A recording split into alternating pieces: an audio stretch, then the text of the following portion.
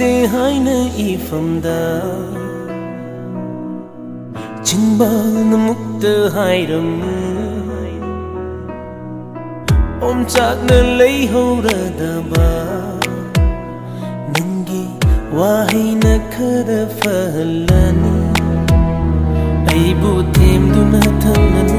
Nangi minumsi aduna Warub lay haudanaba Aigi thamoy asida Nungside singna hairam Mai thong awabu ulamda Nungside singna hairam Mai thong awabu ulamda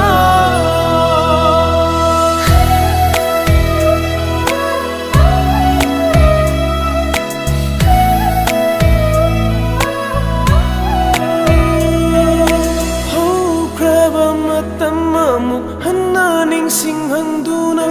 khanghaudaba mikupmada nangi ming panduna nungsiba buya kaihanduna thamoy wahandanaba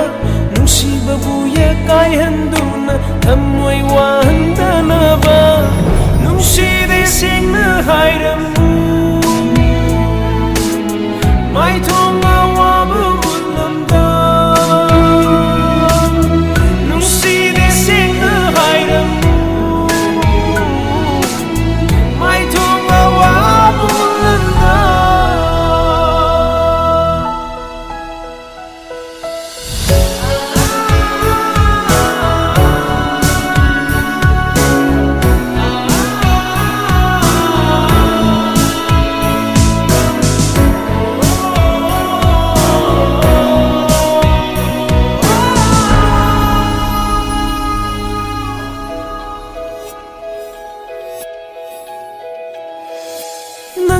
Thengnakiba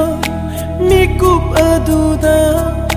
pikhiba thamoy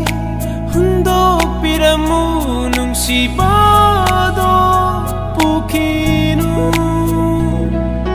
haukraba thaudokki warisingdo samthoklamkho wakhalsidai ningsingdanaba nungsibado kauhalam